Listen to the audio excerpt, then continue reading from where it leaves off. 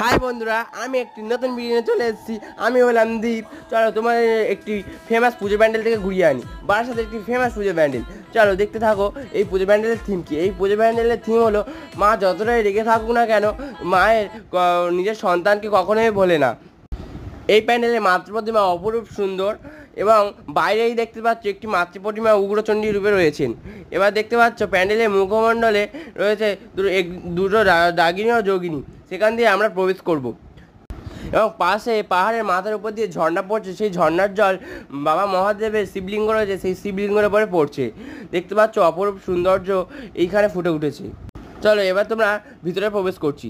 ভিতরের দৃশ্যটা হলো এটি গুহার মতন, এবং গুহার ভিতরে খাঁজ খাঁজ, তার ভিতরেই মানুষের হাড়, হাত, পা এবং ভূতের কিছু মুখোশ লাগানো রয়েছে, কিছু স্থাপত্যে রয়েছে। এবং এই দেখো মা কালীর মূর্তি।